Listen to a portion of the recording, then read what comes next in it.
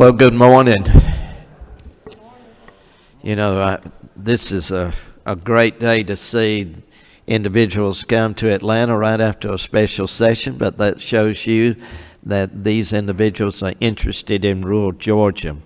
I want to welcome y'all to the last meeting, and we have several individuals that are watching streaming it this morning. They won't be able to, we didn't do a Zoom, but they are streaming it. They have things going on in their districts this morning. But thank you for coming. And we have some programs here this morning that we need to hear, and then we'll break and go upstairs and have lunch and start talking about what we need to do as a committee on this. So we'll look at those council recommendations. Mr. Chairman, you want to? Thank you, Mr. Chairman. I just want to say good morning to everybody and thank you for the hard work that we've done on the RDC during the interim. Thank you to all the legislators that have been here with us. You've been faithful. And I must apologize because I do have to leave a little early today. We have a meeting with the Department of Corrections in Washington County. So I'll leave John and up here in charge. But thank you for everything. And let's pray before we get started. Father, we just thank you for this time together. We thank you for the wisdom, the knowledge that you've given us that we might do the business of this great state of Georgia. And we'll give you all the praise, the honor, and the glory for it. In Jesus' name, amen. Amen. Thank you so much. You've been a great person to work with during this summer and fall. It's been a great program. And Leo, we certainly thank you and Stacy for the work that they have done, that y'all have, and Justin helping us out on some of just this, and Vince, we appreciate you being with us on every occasion here. So thank y'all so much. We're going to hear from our first one, Georgians for a Healthy Future and Voices for Georgia's Children. And Laura, if you'll come on up. Laura's the executive director, and I think she's bringing some folks with her, and she'll introduce them. Good morning, folks. I'm Laura Colbert. I'm with Georgians for a Healthy Future, and I'm co-presenting with my colleagues Polly McKinney and Brittany Newton, both of Voices for Georgia's Children, and Polly's going to start us out this morning. Good morning. Thank you for the opportunity to speak on the unwinding, and I'm just going to, full confession, I'm so grateful to my colleagues because they gave me the easy slides out of the whole deck. They get the harder ones. So if you have questions, I'm just going to defer. We wanted to talk about the Medicaid unwinding because it has been a topic of conversation, and you guys have funded eligibility workers, and really the whole state has been working on making sure that we can keep people, eligible people, and especially children, insured as the end of the public health emergency has happened. And so, let's see, where's the slide thing? How do I do this? There we go. So today we're going to talk about Medicaid in rural Georgia, because it's a big driver of healthcare there, and what is the unwinding, what's going on here, and how's it going, and then lessons learned. And then we still have some recommendations because no good advocacy organizations would show up at a hearing without recommendations, because that's just how we do. Next slide, let's see. So Medicaid, is a federal state partnership, and you guys probably already know all of this, but we'll just say it just for cover, that provides health coverage to some low-income individuals, and it covers about 2.5 million Georgians. It's about 1 in 4 folks here, mostly children, which is why Voices for Georgia's Children, why we partner with Georgians for a Healthy Future. 69% of Medicaid members were kids prior to the unwinding, prior to the end of the public health emergency decision to redetermine eligibility for all of Georgia's Medicaid members. Rural Georgians are more likely to be covered by Medicaid, and I'll show you a map. So here is coverage of kids 2020 to 2021 in Georgia, and the darker it gets, the more kids were on Medicaid in those counties. And I think you guys have this in your folder. I don't know if it's color. I'm going to click on if everybody's ready for the adults.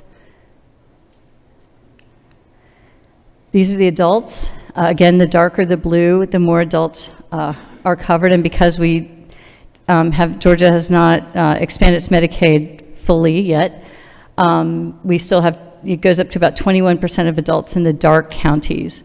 So it's lighter. I'm going to go back and forth a little bit so you can kind of see the swath of dark counties across the state between the kids. So here's the adults.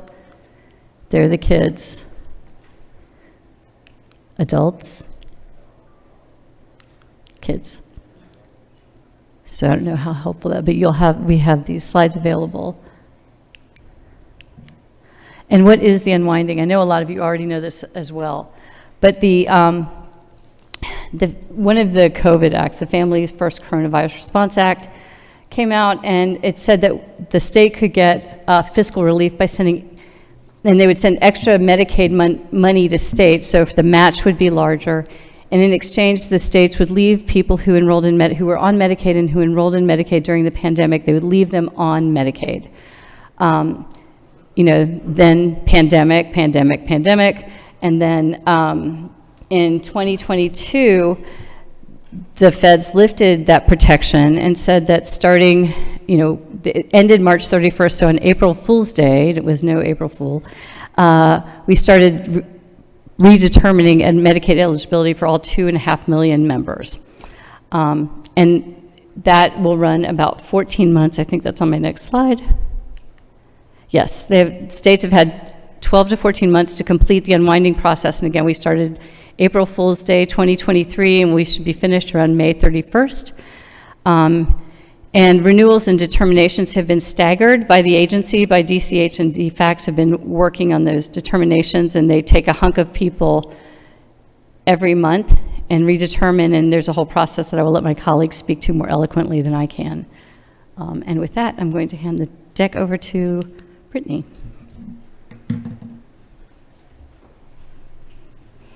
Good morning again. So over the next few slides, I will highlight the state's approach to the unwinding, as well as review a few data metrics that are helpful in measuring how the unwinding is going. So starting with what DCH and DFACS are already doing. There are a number of waivers that the state has already taken advantage of, and just to lift up a few, we're leveraging SNAP and TANF data in order to renew individuals' coverage. The state is also looking at or automatically renewing individuals if the asset verification system shows that there is no income. The state is also leveraging the National Change of Address database to update individuals' addresses. And so what this helps with is in making sure that the renewal notice goes to the right address so that they know what to do and how to move forward. And then lastly, as of July 26, providers are able to actually see members' redetermination date and help with updating coverage.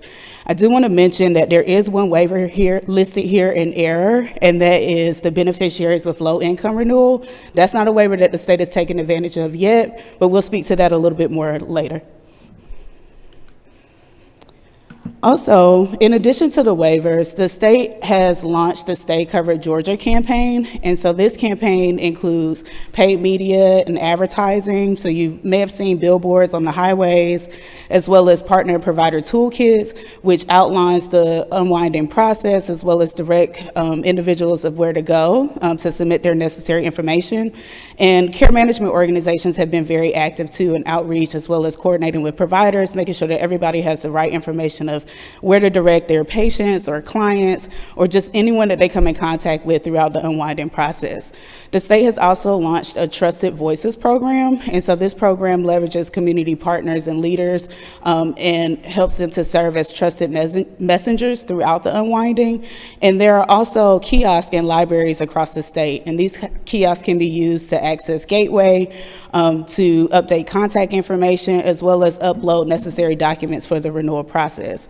All of these outreach mechanisms direct members to reach out in one of three ways. One being Gateway, either reaching out to the call center or going to the local DFACS office. It is important to mention that with the DFACS offices across the state, a number of them have limited hours. They may be open 1 to 2 days a week or only open for a certain amount of hours.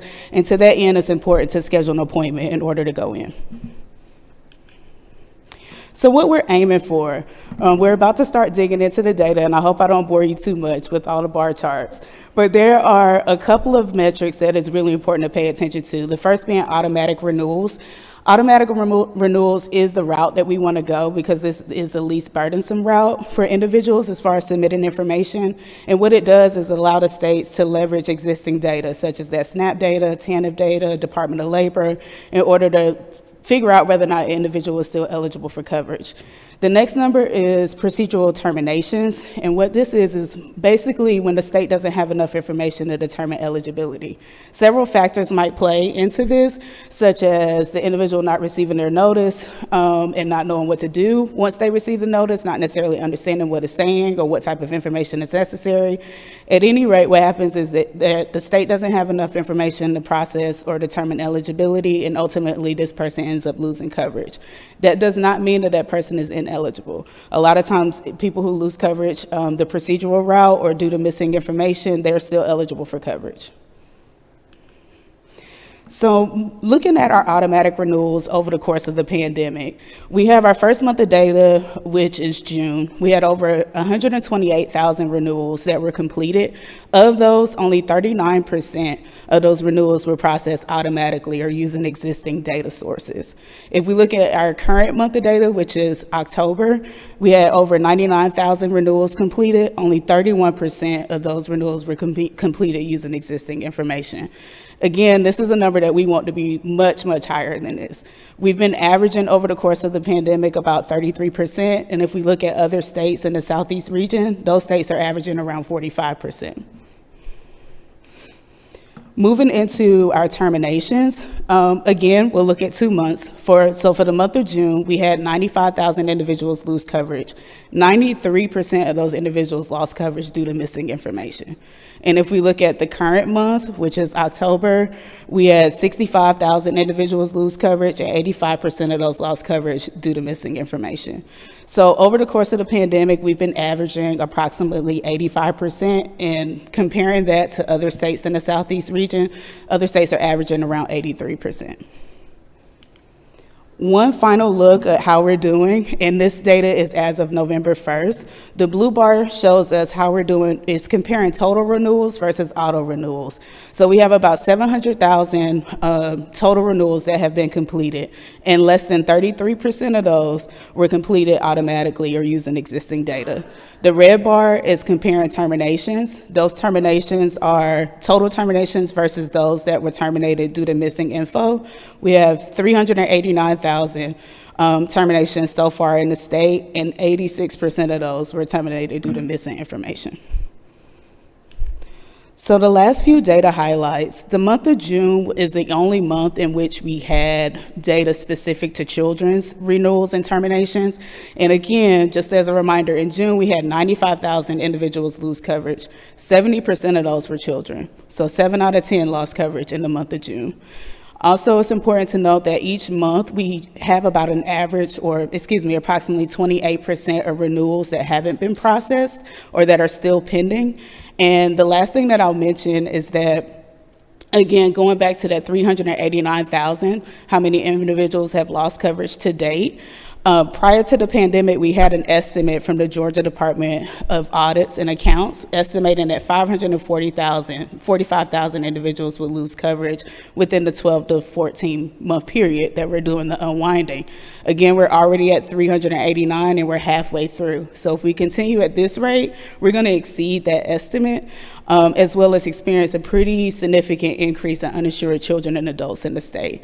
And so with that, I'll turn it over to Laura to talk about some of the challenges that we're seeing in the state, as well as our recommendations.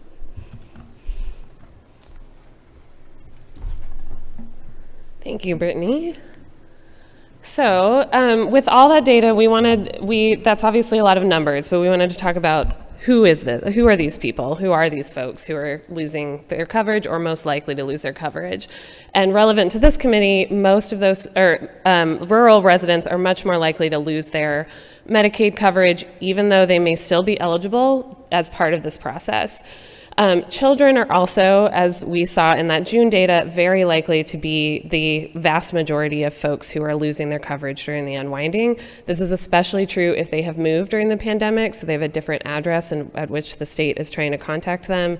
It's also particularly true if they have a more complicated family situation. Maybe they live part-time at mom's house and part-time at grandma's house, and so they're moving between households and nobody's kind of the central holder of all the information. And then, of course, children whose parents don't speak English are at particular, as a first language, are at particular risk as well of losing their coverage.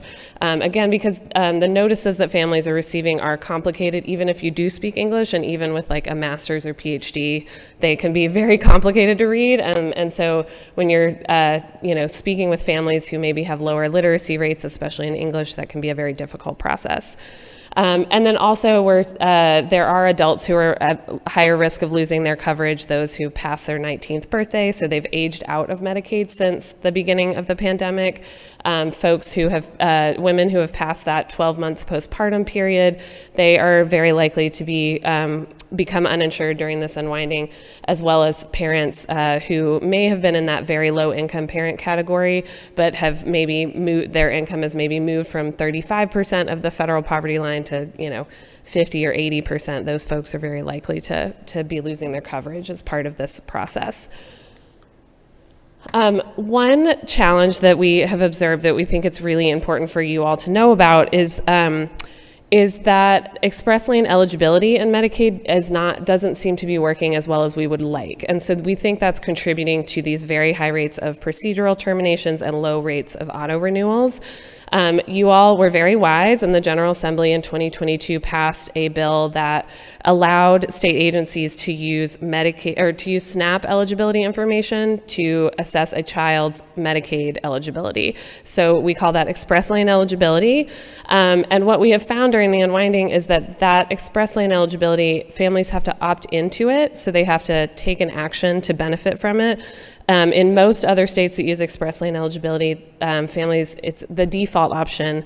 We believe that should be the case for Georgia. So families have the option to opt out if they would like, but most families benefit from it. Most kids benefit from it. This is a simple change that the state can make. When we brought this to the attention of the Department of Community Health, they did take this input seriously, and in recent conversations, they are urging the Department of Human Services to make this change within Gateway. We hope that you all will echo that recommendation. We think this is a really easy update for us to make in the Gateway system, and it would benefit a lot of kids, really making sure that eligible kids stay covered and don't see a gap in their health insurance.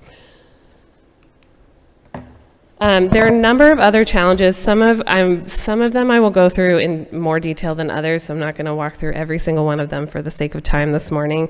But one thing we've seen is that the information that consumers are receiving is complicated and often has conflicting information. So we are seeing consumers receive multiple notices about the status of their coverage or their child's coverage. So Georgians for a Healthy Future, for example, has 2 assisters who help families through their Medicaid renewal or application process.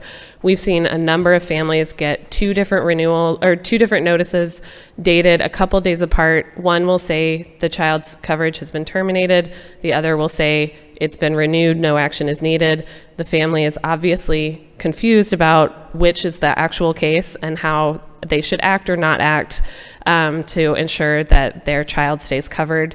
Again, these notices are very complicated, so even when you have the help of an assister, it can be hard to understand the information that you're receiving in the mail or in the Gateway system. So families are trying to sort through that and also getting conflicting information at the same time. It can be very difficult to navigate.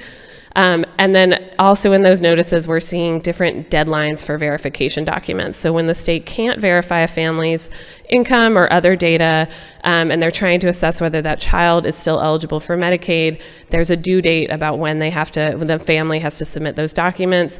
We're seeing families get different deadlines, and so they don't kind of know how urgent it is to get the documentation in. It adds to this confusion.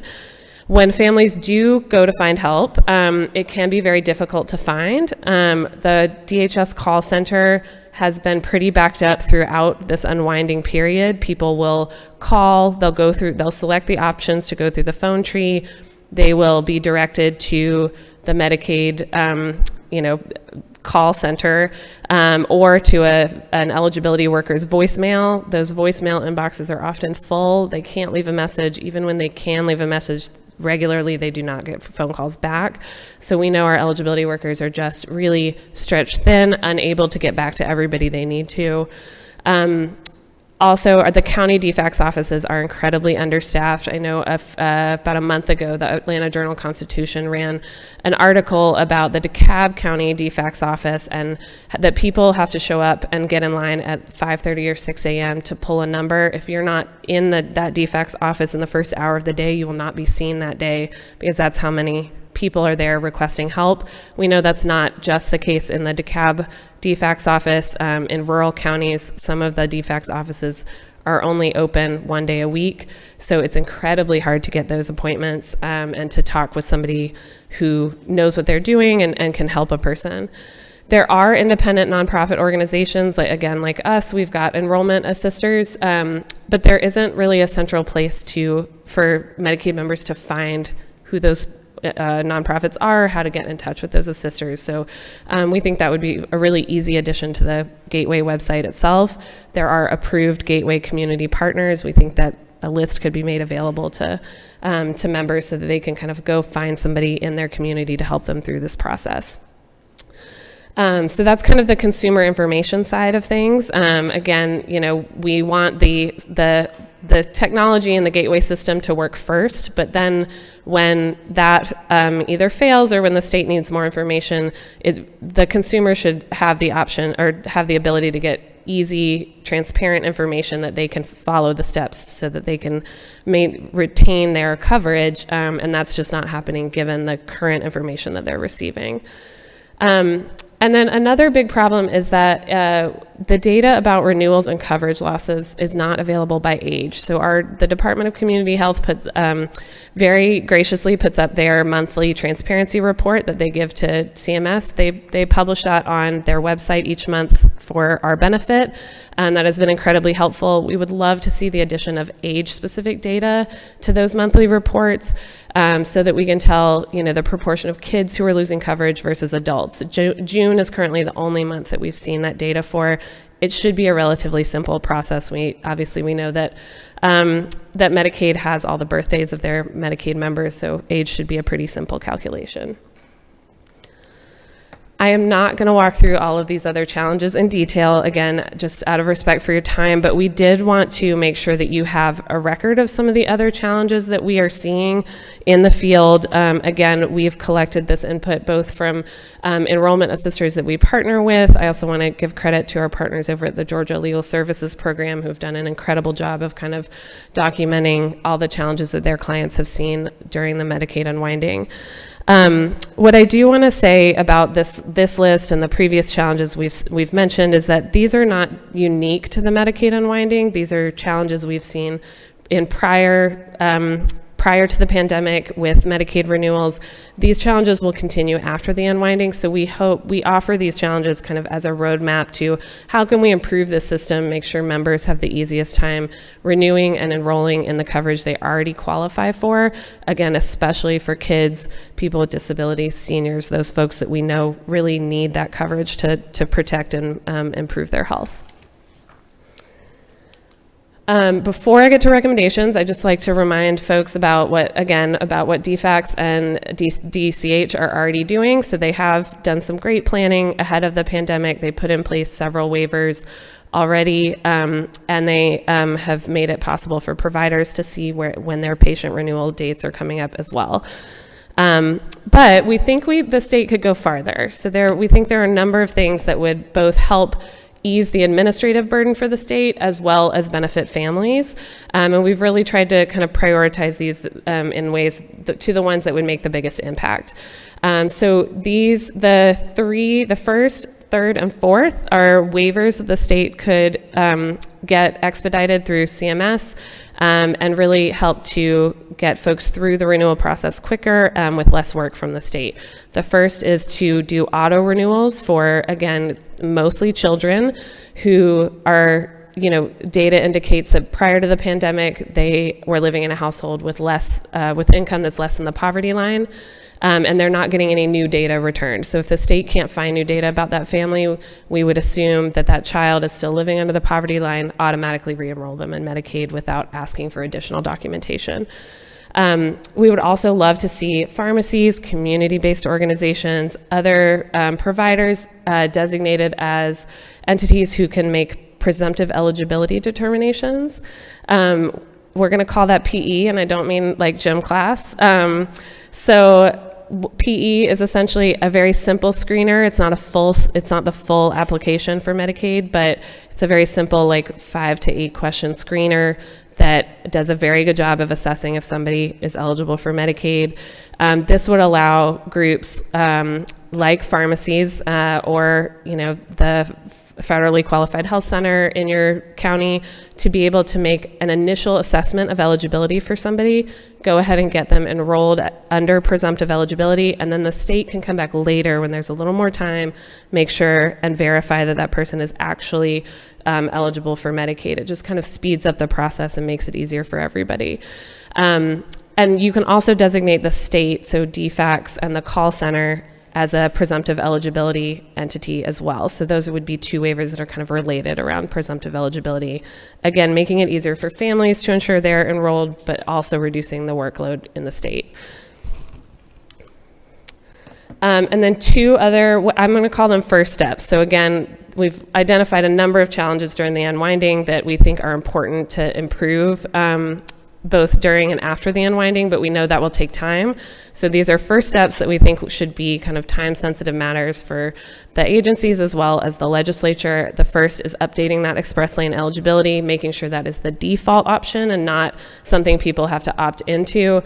I don't know about you guys, but I regularly do not read my terms of service when you get that like long piece of paper and you have to just click the box so you can get to the next part and log into whatever you're supposed to log into. We don't want folks to have to we want folks to be able to not have to take that step. We want folks to just have to benefit or get to benefit from this without having to take the extra work. And then we would love also, we think that a number of the challenges that we've identified could be resolved by doing an in-depth audit of the gateway system. Our gateway system is regularly appears to kind of be not successfully carrying out certain functions or decision making as it relates to people's eligibility and kids' eligibility. Also, Georgia is not alone in this. This has been a problem in other states where we've seen kind of systems built by Deloitte. Gateway was also built by Deloitte. And so by exposing Gateway's kind of system design documents and looking at kind of how it works, by making those things public and transparent and doing kind of a deep dive into how it works, we think we can resolve some of these challenges and just make sure the system works well moving forward, as well as right now when it's under pressure and we're trying to make sure everyone's getting through it in a very quick amount of time. Again, these are just kind of the first 2 steps, and we would love to see kind of further improvements down the line. I'm going to pause there. We threw a lot at you this morning, and just really hope that this is helpful for your work. Hopefully we have left a couple minutes for questions, I think. Thank you so much. I appreciate all the information, especially the strategies that you've given us, the great strategies. We have some questions. Chairman Corbett? Perkle, I'm sorry. I'm focused on Corbett so much. Mr. Chair, Chairman Corbett, you owe him $10. He confused us. Can I have a 2-part question if it's short, Mr. Chair? If I'm short. So I attend a church. It's a small church in a small part of town that's got one of the dark areas on your maps. So we have a membership of probably 650. And you say that's not a small church. Well, FBI couldn't find 400 of them probably, because once you get on the rolls, you never come off. I mean, that's one of the things. A few people will send a letter from another church. It's important that we look at the rolls of Medicaid to know that, because it's pretty expensive. If you've moved out of state, if you have passed on, it's important. And I know during the times of COVID, we expanded or eliminated looking back at our rolls and finding these people no longer qualify for whatever reason to be on Medicaid rolls, because it is expensive for the state, it's expensive for the federal government. We need to make sure the rolls are accurate. In normal times, part one, in normal times, outside the pandemic, how often do we go back and reevaluate for eligibility of Medicaid? Is part one. And part two, sometime back in one of our previous iterations of this council, we had someone that came and spoke to us. And it's not just Medicaid eligibility, it's some of these other, the SNAP, about softening the cliffs. So if I get a raise, 100, I think Buzz was part of that, but I get a $100 raise and it takes me $53 over the cliff. And we had talked about, and I know groups had looked at softening the cliffs. And do you know if any other conversations have gone on about that? 1 and 2. Thank you, Mr. Chair. Okay, so number one, if I'm not mistaken, it's real, before the pandemic, people's Medicaid eligibility was redetermined every year. So every year you'd have to re-up your coverage. And then the pandemic, I mean, I don't know about you, but I have no concept of time, that entire 3 years or whatever. So people sort of didn't have to do that because it was also complicated for the agency to re-up. So prior to the pandemic, they would check people's eligibility and whether they were in the state or qualified or whatever every year. And so now we're having to catch up. And the 2.5 million people, I mean, I'm not gonna lie, that's a lot of people for an agency, for the state to catch up on, and it's true for every state struggles with this. We just struggle a little harder in some ways, but we're a big state.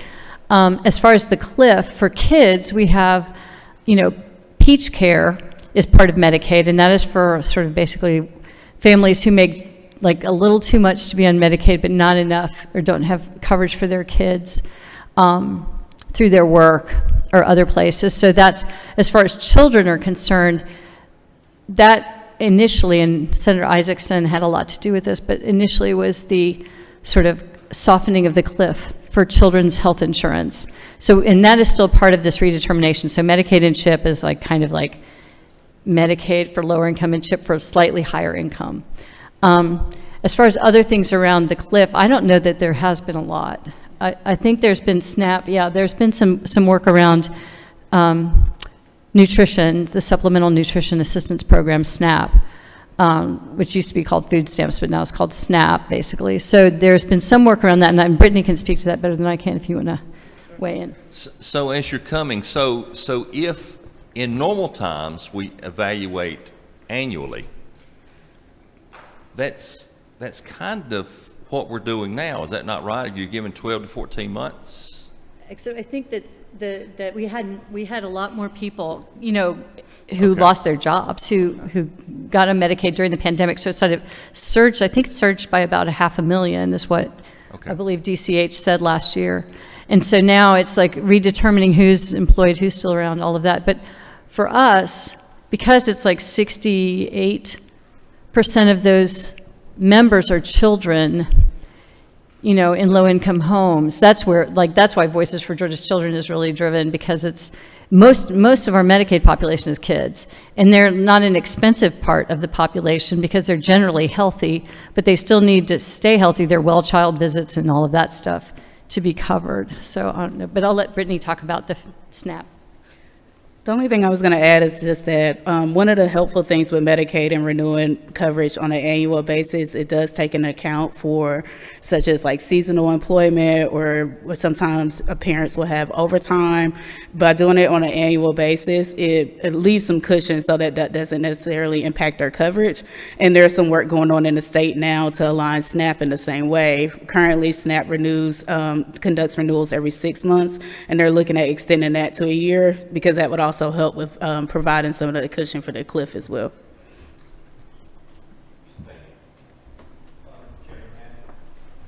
Thank you, Mr. Chairman. Easy question.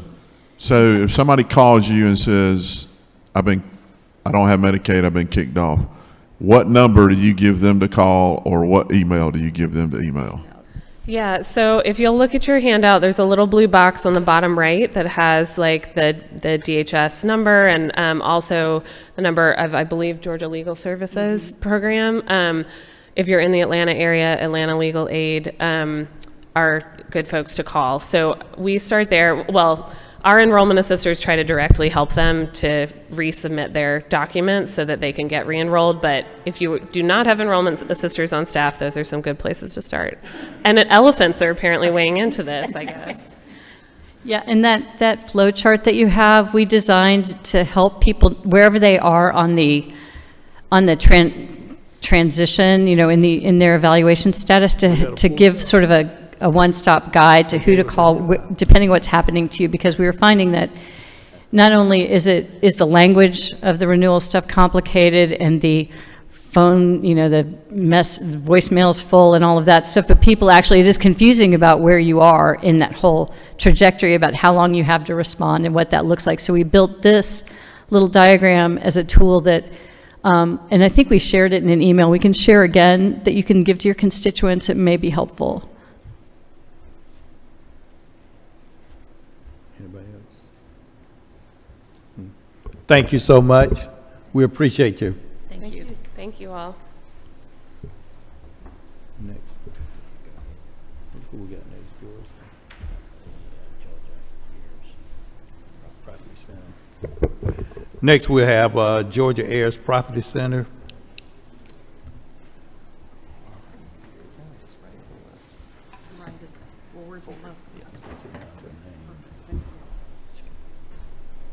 Hello. It's nice to be here. Thank you for the invitation. I am Skipper Steitmoss. I am the Executive Director of the Georgia Heirs Property Loss. Closer? Is that better? Okay, so I am Skipper Steitmoss. Man, that sounds loud. I'm the Executive Director of the Georgia Heirs Property Law Center. And many of you I have met, some of you I have not. I am originally from Dixie, 2 miles south of Dixie, and became an heir property owner at the age of 8. So I've spent my life looking at this, trying to figure out what the heck was going on. So I've learned a lot, and basically one of the main takeaways is that there's a lot of heirs property in rural Georgia, and it takes attorneys to resolve it. So with that, let's get started. Co-presenting with me today is Delene Porter, the Chief Operating Officer for the Georgia Heirs Property Law Center. So first and foremost, thank you to our funders. Without them, we would not be able to do this critical work for rural Georgia. So the Georgia Heirs Property Law Center's mission is to build generational wealth, economic value, and community stability by securing and preserving property rights. We'll talk a little bit more in a minute about how we go about that. We have attorneys, support staff, and a network of pro bono volunteers and grassroots organizational partners. And we have we work statewide with a geographic focus and outreach in Atlanta and South Georgia. We have offices in Atlanta, Athens, Fitzgerald, and Valdosta. So we work in 3 buckets. The first bucket is providing direct legal services for families, individuals, nonprofits, and local governments through title clearing, title audits, working on consolidating titles for heirs property. The second bucket is land loss prevention. Attorneys call it estate planning, but it has to be the right kind of estate planning that actually prevents heirs property. Because if you leave your house or farm to all 4 children, you have effectively created heirs property. So we work on both educating the public and providing estate planning for the public that does not prevent heirs property, while also educating our fellow attorneys. And then the third bucket is asset education, helping folks understand the programs that are out there that they can qualify for, and how to grow their home or their farm as an asset and grow the value for generational wealth. So we were started in May of 2015.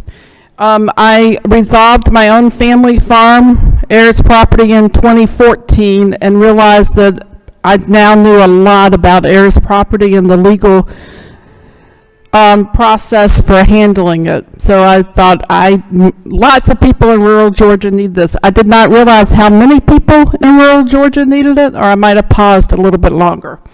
So since 2015, we've closed 932 matters. We've delivered 380 community outreach programs to over 15,000 people in 119 counties.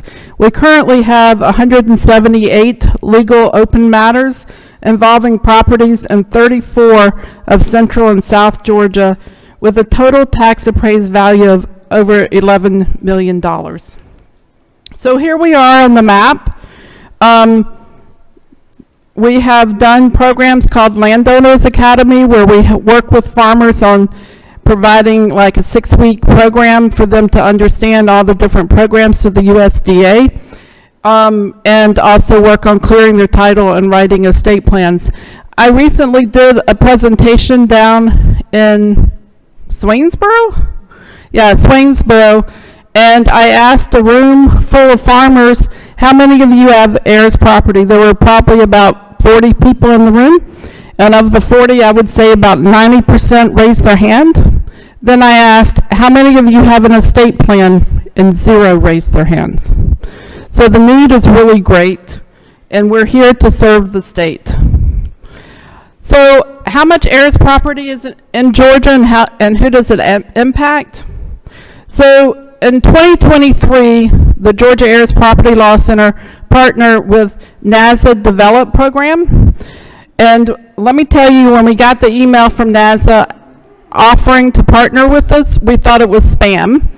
But then we went ahead and followed up, and they did data research on the counties that were impacted in 2017 by Hurricane Irma. And from their numbers, they came up with $1.8 billion for those counties, and the total for the state is over $47 billion. I do have to give a shout out right now for DCA, because they're the ones that funded us to be able to work with NASA on that research. So what is heirs property? I'm going to go through this rather quickly, because I'm assuming that most folks, if you're from rural Georgia, you probably know of or have heard of heirs property. It's home or land that's been passed from generation to generation in a way that multiple people own the same piece of property. The recorded deed for the property is typically in the name of the deceased relative. This results in fractured or tangled title. So oftentimes the name on the deed, that person is long deceased, or it's an et al, or so then you have a whole bunch of people that own the property. Heirs property is created when the owner dies with the will, leaving the property to multiple beneficiaries, or without a will, so the property passes to the heirs at law via intestate succession. So here's example number 1. These are some of my favorite slides. Mom owns a home and dies without a will. She is survived by dad and 4 children. The real property is now co-owned by 7, oops, why did it not? oh, okay, it's not going to do it for me. But so sorry about that. If it was a PowerPoint, it would show you that Dad and Carl and Diane, whoops, I'm way out ahead. Hold on just a second. Let me back up. The first one, Mom owns a home and dies without a will. She's survived by Dad and 4 children. A lot of folks think that if you die, your spouse inherits everything. That is not the case. The property is now co-owned by Dad and her 4 children, making 5 heirs. I'm sorry these are not animated because it's really fascinating to see how it plays out. Ann and Bill die before Mom, both without wills. Mom dies without a will, survived by Dad, Carl, and Diane. Ann's share goes to her 3 children, and Bill's share goes to his child. The real property is now owned by 7 heirs. So Carl dies without a will. His share goes to his spouse, Kathy. Then Diane dies without a will. Her shares goes to her spouse and children. The real property is now co-owned by 9 heirs, including in-laws.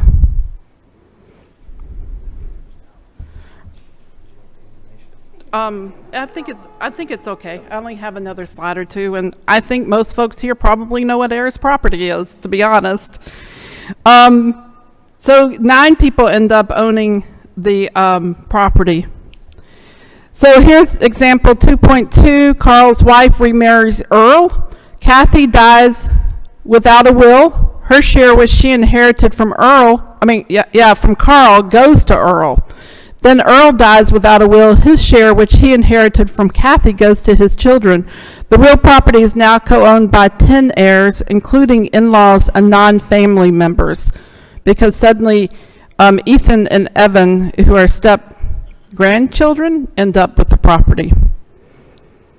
So in my last, and probably, these are all based on real cases, by the way, real cases in rural Georgia.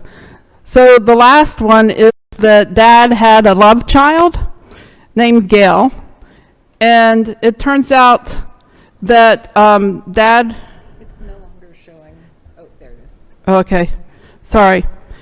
It turns out that Dad had Gail outside of his marriage to Mom, and Dad was predeceased by Ann, Bill, Mom, Carl, and Diane, and then Dad dies without a will.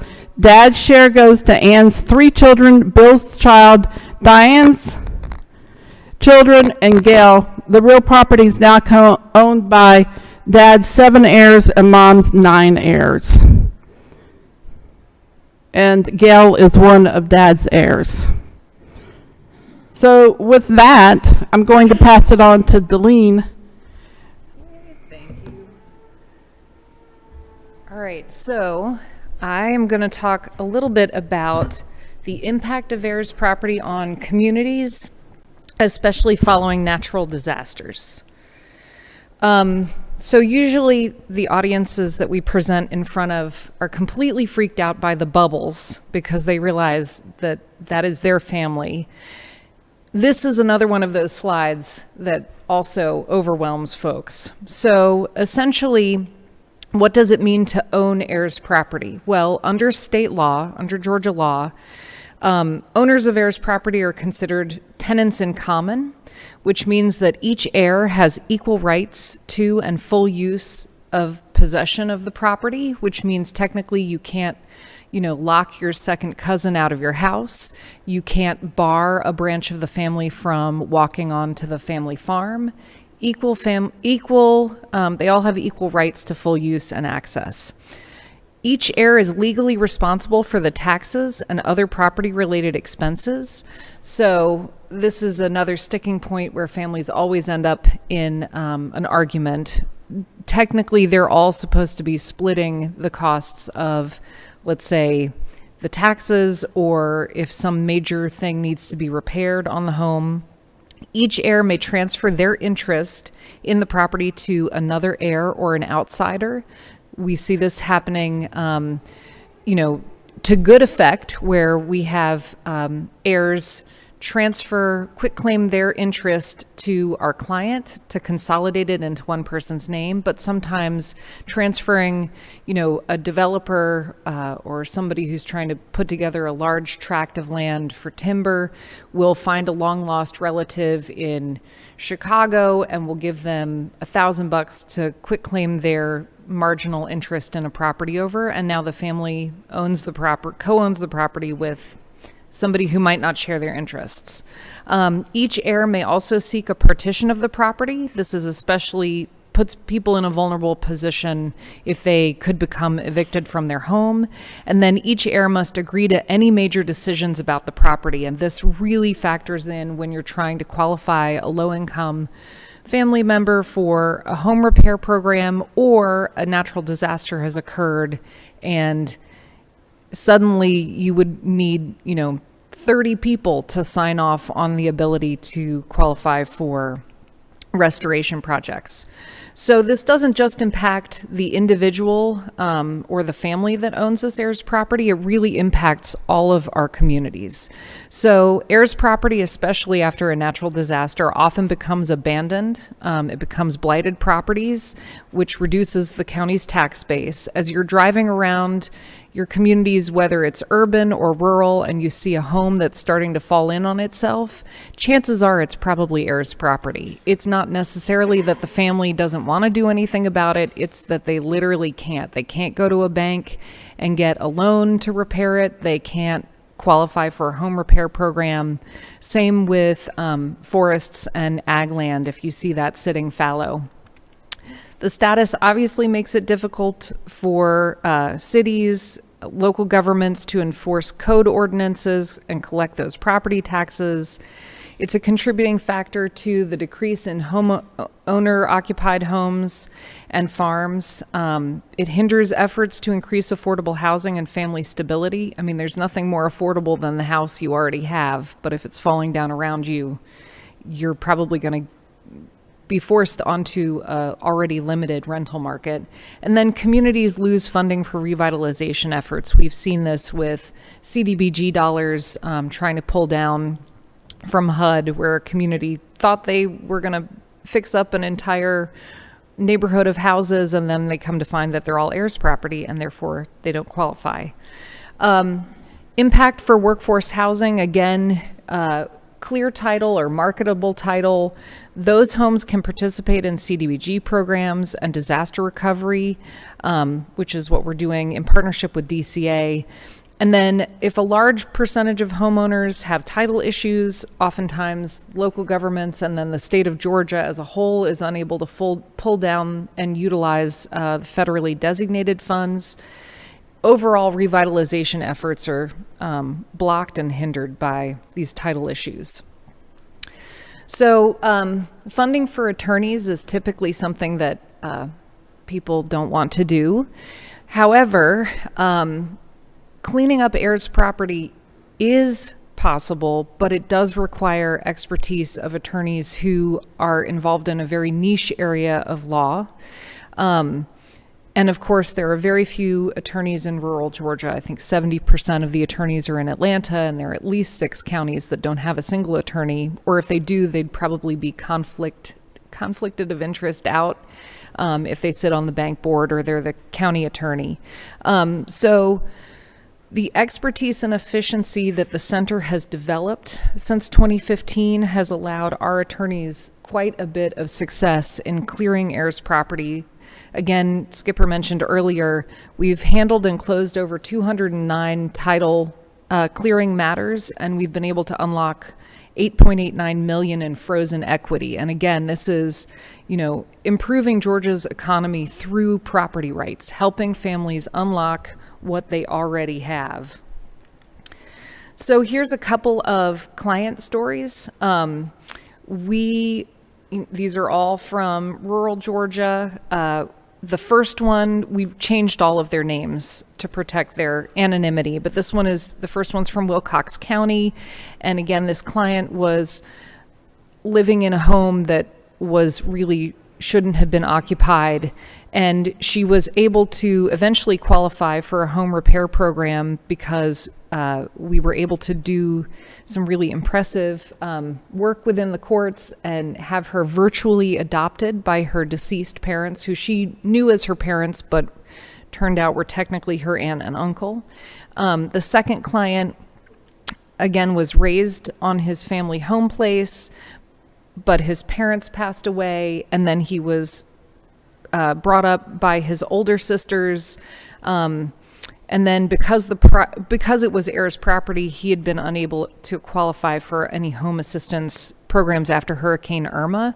And we were able to clean up the title for him. And I want to share with you a voicemail message that we received. I think people think of legal stuff as being kind of uninteresting and dry, but I promise you, this is the hidden way to unlock access for folks. So this is one of our clients.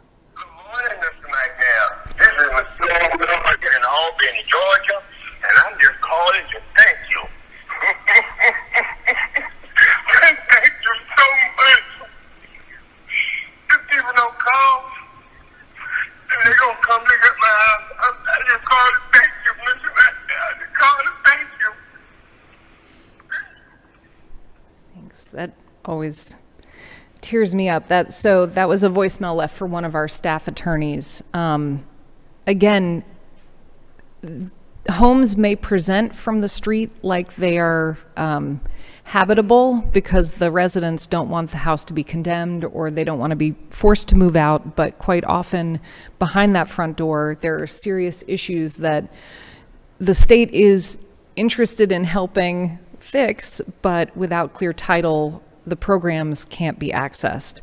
So here are a couple of additional examples. Homes that were uninhabitable after Irma.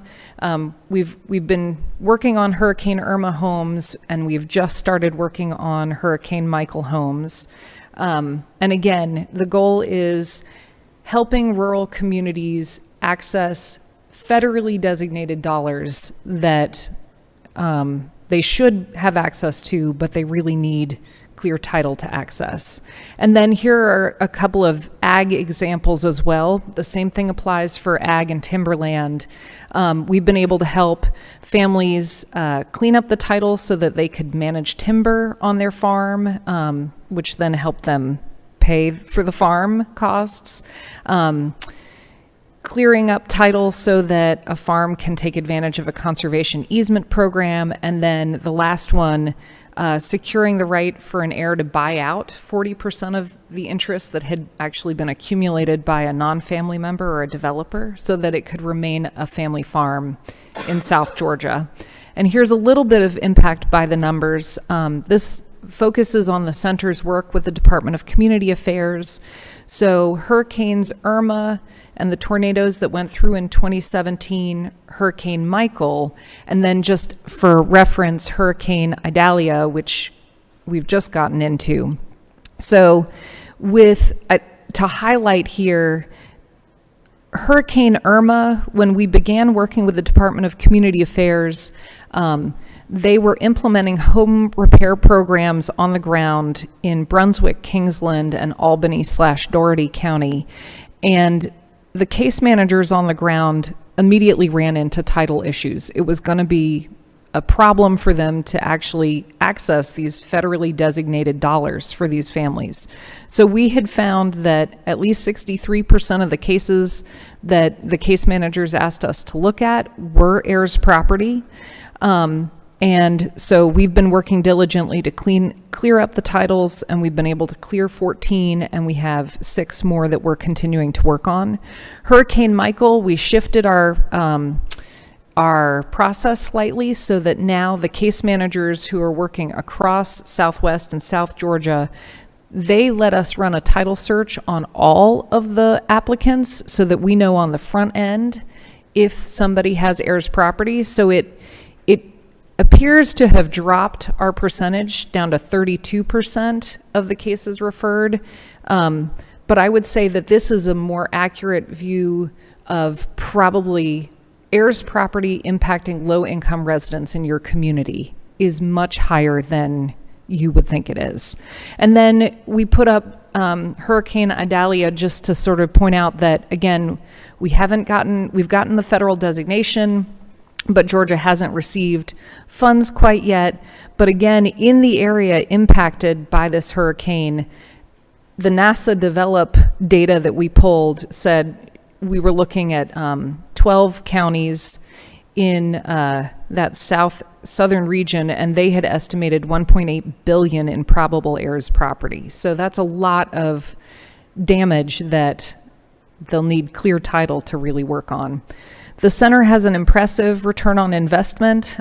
For every dollar invested in the center's title clearing service program, we're able to unlock $14 worth of equity. And then the estate planning, this is of course,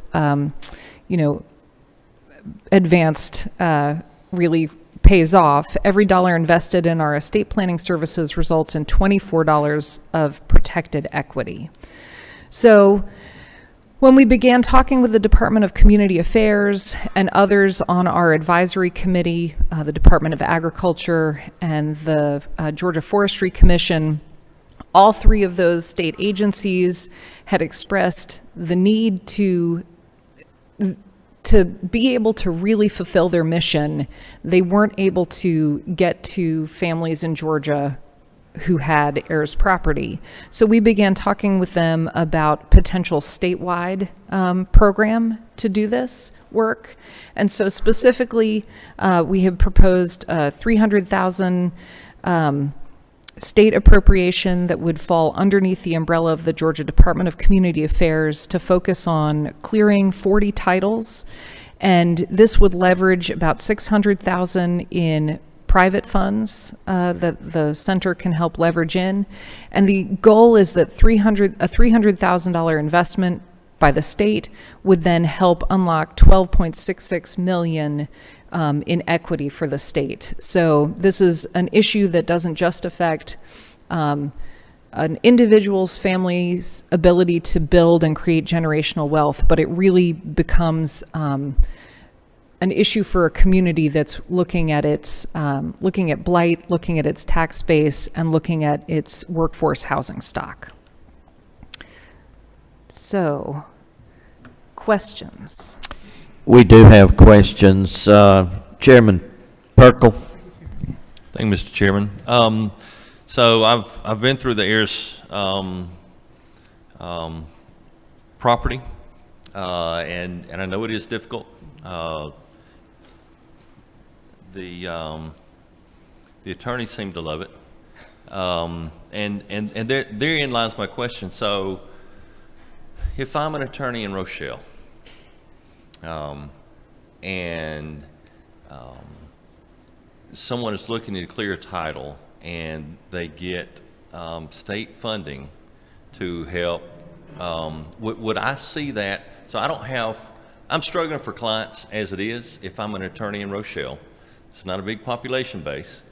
And do I see that as unfair competition if I'm getting, instead of going to him for help, I go to you and the state is helping pay the way?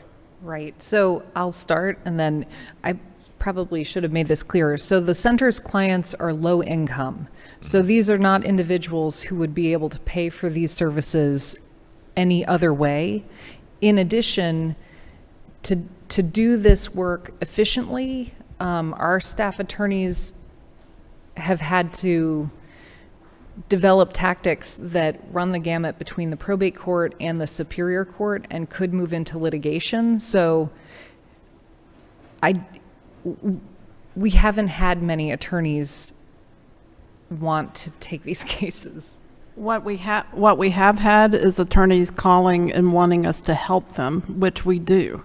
Because as being from South Georgia, my heart goes out to that attorney in that county who's trying to make their living. And whatever we can do to help stand them up so that they can serve their community, we're going to do. I just want to make sure, and I appreciate the service. It's wonderful, but I want to make sure that we're helping stand them up and not knock them over. We are. My goal is to stand up everybody in rural Georgia I don't know if I'm going to achieve that, but I'm going to try. Do we have any other questions from the committee? Okay. Thank you. That's a lot to digest, and thank you so much for the presentation. Thanks. The next one is our American Pharmacy Cooperative. Greg, come on down.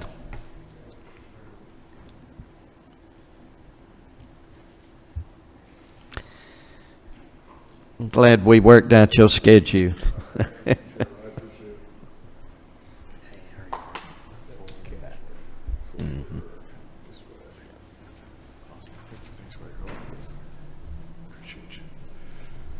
So thank you, Mr. Chairman, and thank you, council members.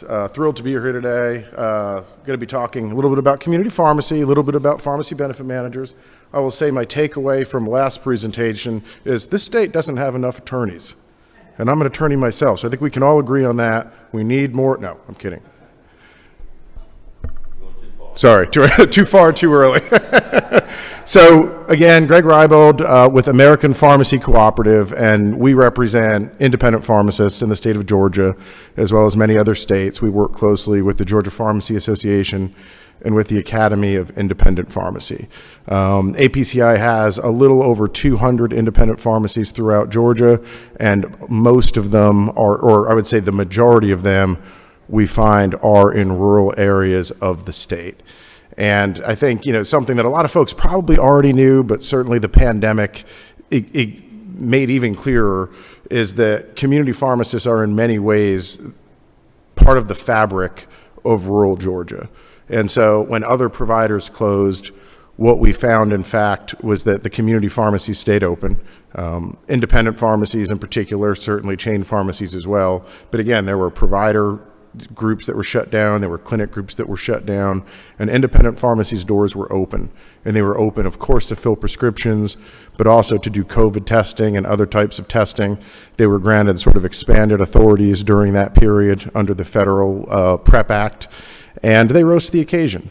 And so what we see kind of when you look in Georgia as well as nationally is that indeed Georgia pharmacists and community pharmacists across the country, some of the most accessible providers that there are. And so what we see is patients are much more likely to go to a community pharmacy than they are their providers, whether that's chronically ill patients or just patients day in, day out. I won't read you the numbers, but one recent study had a ratio of around 2 to 11, 2 to 12. So for every 2 times a patient goes to a primary care provider, what we see is they'll go 11, 12 times to a community pharmacist. So again, really, really accessible. And so they become just critically important throughout the state, but certainly in rural areas as well. It's interesting because there are also from time to time pharmacy deserts in metro areas we see in certain occasions. But it's kind of a tale of two cities, because while Georgia pharmacists are amongst the most accessible providers, when you look at what sort of pharmacy deserts, and there was a recent study on this, Georgia has large swaths of areas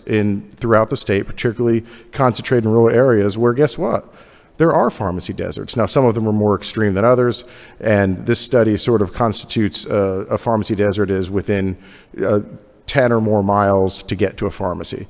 And so what you find is, and a lot of you I know pharmacists in your area who do this. You've got a lot of community pharmacists that sort of go out of their way to make sure that seniors and patients with disabilities are in fact able to get their medicine. Sometimes that's via free delivery. We've got community pharmacists who go out in snowstorms. We've got some of them who have those little 4-wheel drive buggies to actually deliver to some of their immobile patients during the pandemic. Also, sometimes late at night, sometimes in bad weather. But nonetheless, what this study identified in particular is that Georgia's vulnerable. Right? While pharmacists are amongst the most accessible providers, there is a vulnerability there. And what we found, and I'm not going to spend a lot of time on this, but I know most of you, if not all of you, have a community pharmacist in your district. And so I'll let you ask them in terms of what the biggest threat to their existence is and what the biggest threat to their patients are. And what they're going to tell you to a person is pharmacy benefit managers. And what we've seen, there's a lot of sort of competing studies out there between different advocacy groups. at the national level in terms of, are there more pharmacies opening? Are there more pharmacies closing? And what does that look like? But what I will say, what we've seen in Georgia is pharmacies are closing, and pharmacies, in particularly in rural areas, are especially vulnerable to this issue. And so I'm not going to get this exactly right. Melissa, she's with Georgia Pharmacy Association. Feel free to chime in if I get this wrong. But I think last we looked, in the last 6 years, over 60 community pharmacies in Georgia have shuttered their doors. And again, the overwhelming majority of those are, in fact, in rural areas. And so independent pharmacists are acutely vulnerable to practices of large pharmacy benefit managers. And again, when we're talking about large pharmacy benefit managers, we are talking amongst the biggest companies in the world. Companies that are in the Fortune 10, companies that are Fortune 20, maybe in the Fortune 30. So again, the biggest companies on earth.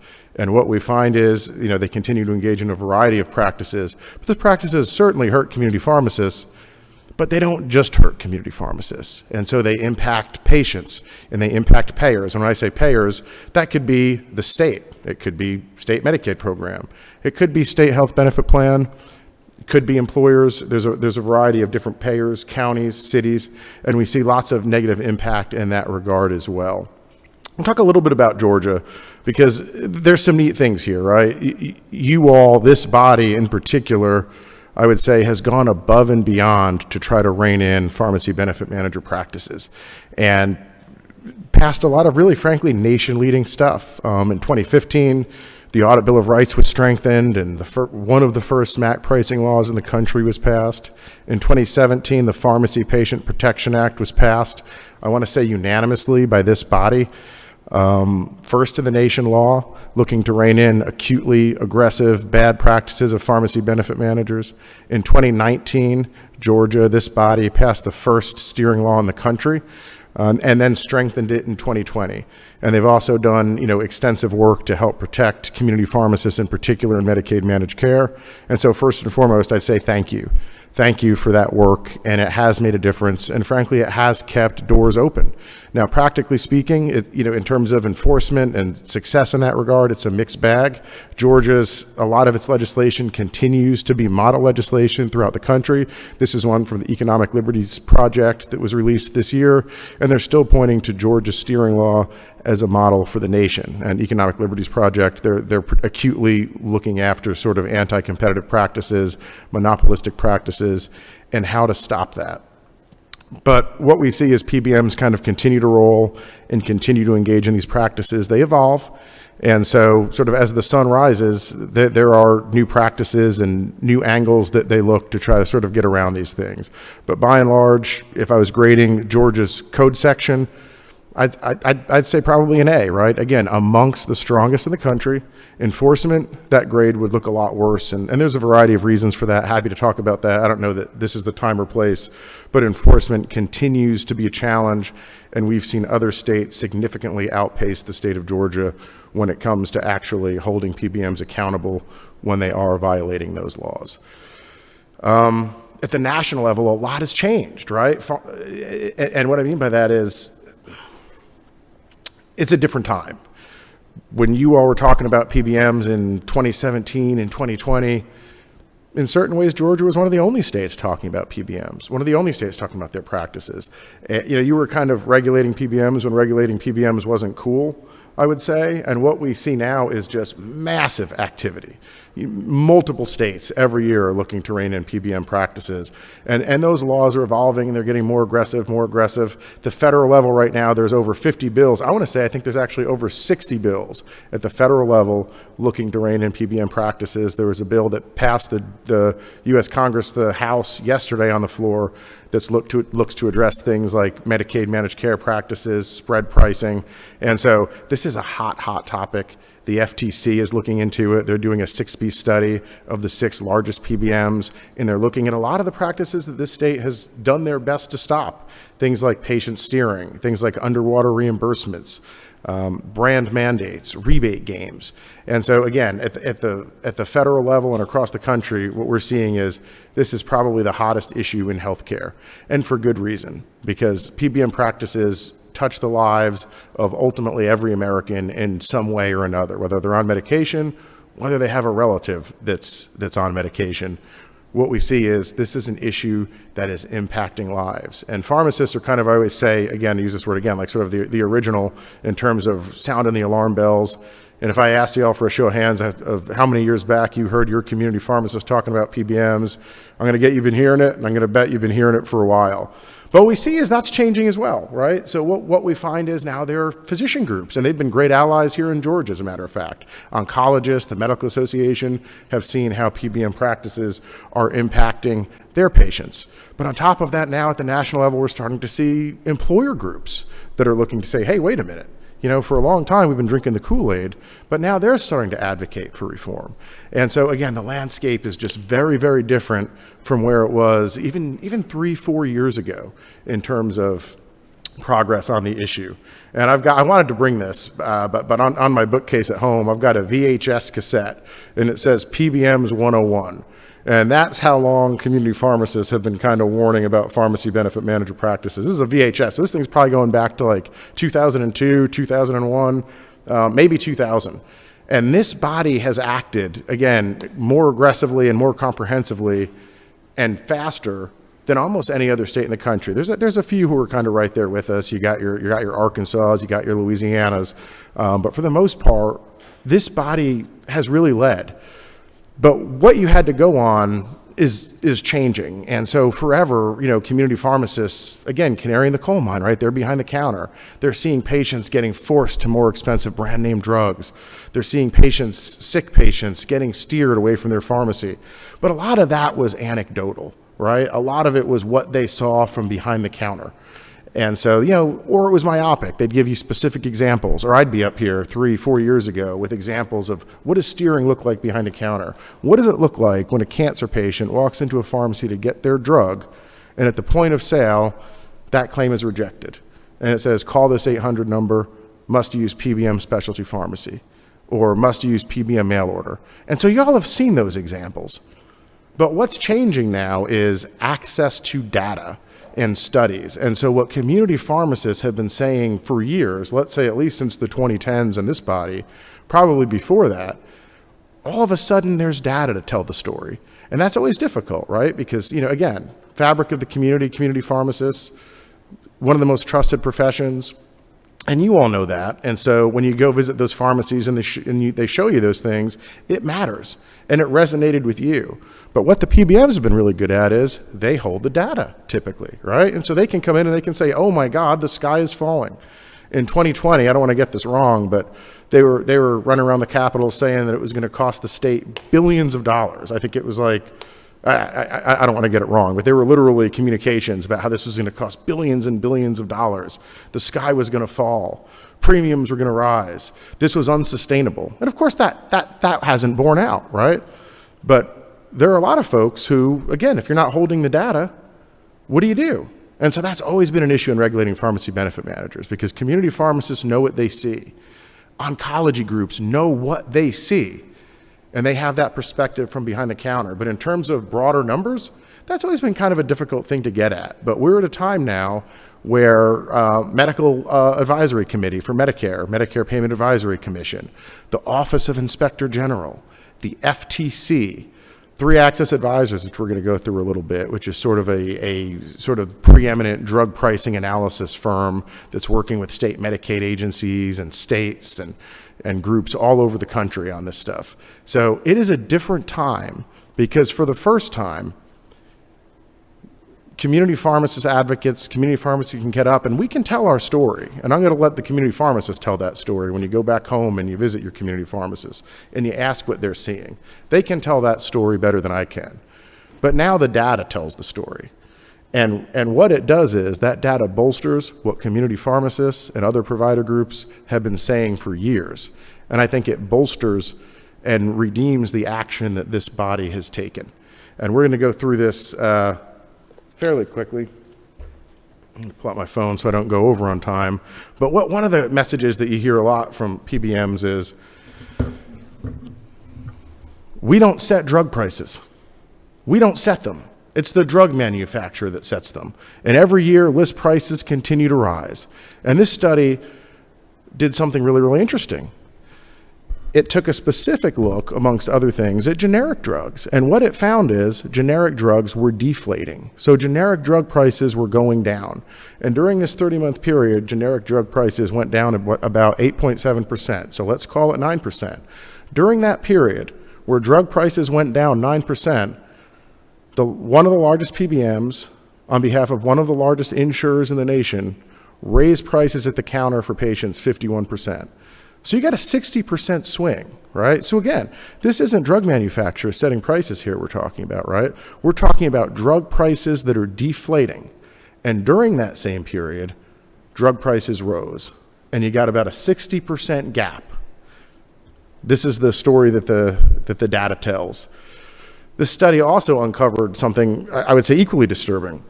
In 2007, this body looked to ban something called copay clawbacks. And copay clawbacks essentially, and this was a hot issue, and a lot of you in this room helped with this, and a lot of members of this council helped with this. But it was a patient walks in, copay, let's say, is $50, and you see a negative 10 remittance. So meaning the patient walks in, they pay $50, and $10 of that, sometimes $20 of that, went right back to the PBM. Patients in this state, patients in this country, think that insurance saves them money. They think that because they have insurance, they're going to be paying less for drugs. And what this report uncovered is the average clawback was $10.71. And this is after, by the way, that Georgia's prohibited this.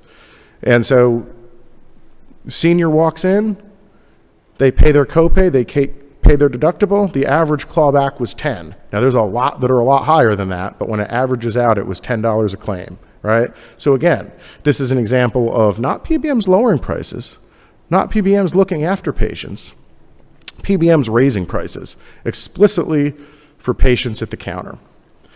And so, you know, when you talk about drug pricing, and I think a lot of community pharmacists, you ask them, they're going to say something really simple. PBMs cannot be trusted to set drug pricing.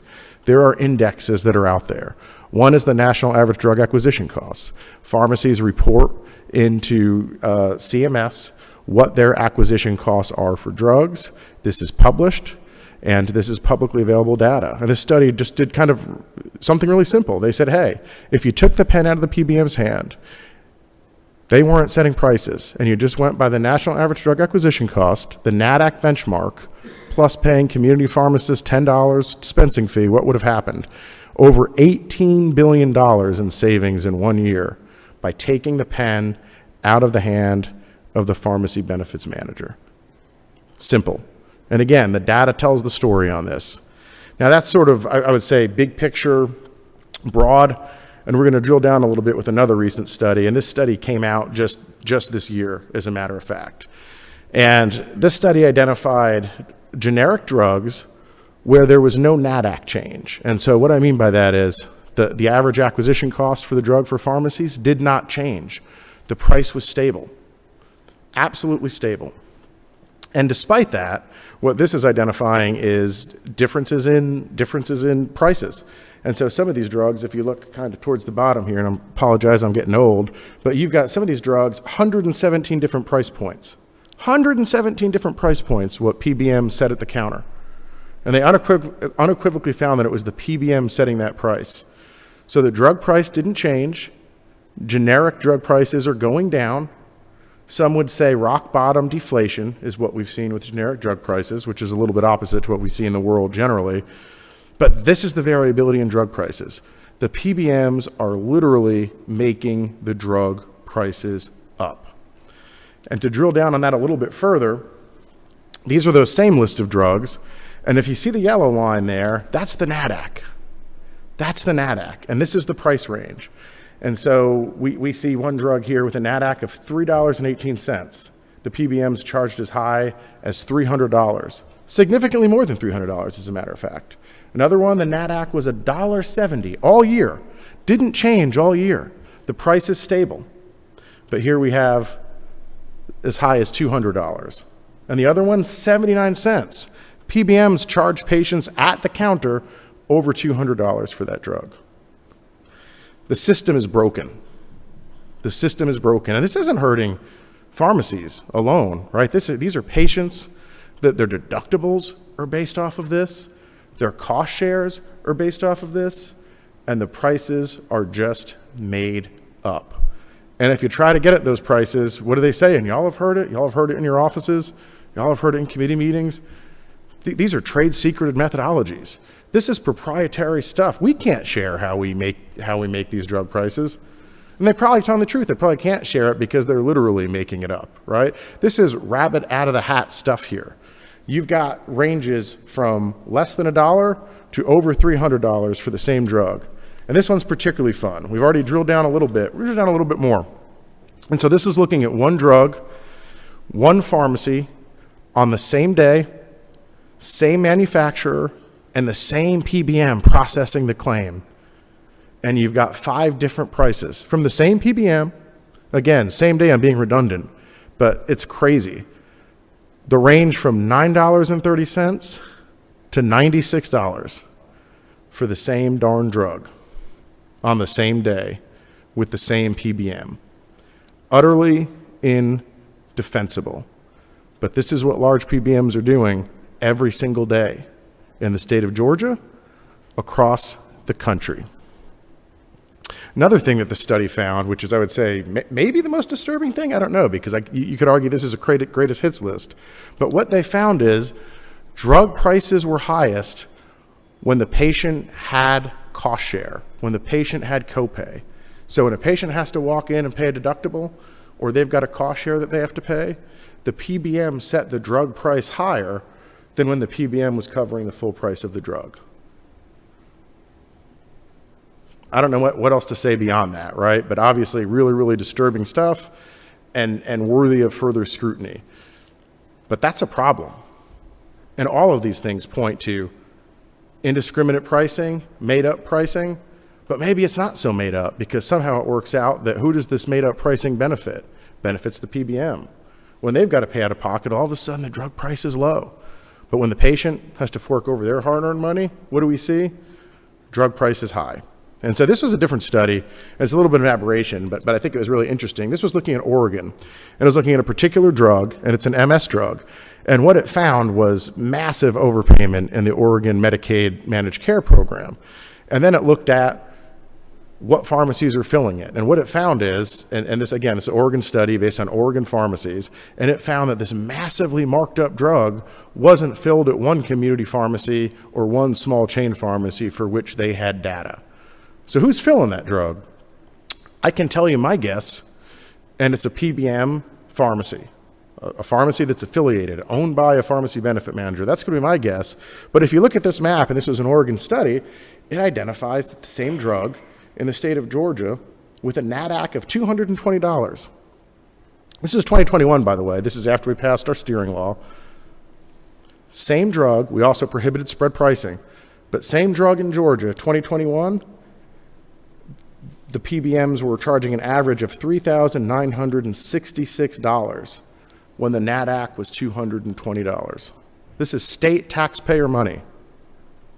And you get this kind of markup in the state of Georgia.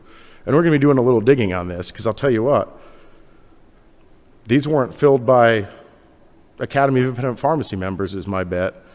These weren't filled by APCI members is my bet.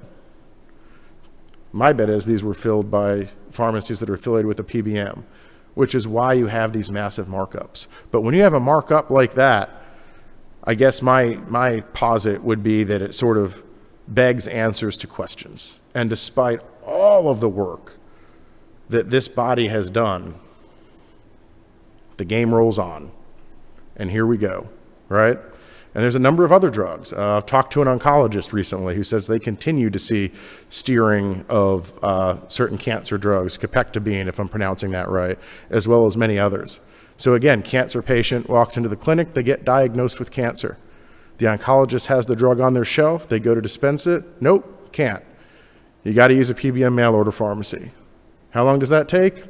Maybe a week, maybe 2 weeks. These oncology drugs are incredibly potent. So historically what we find is oncologists will monitor that really closely.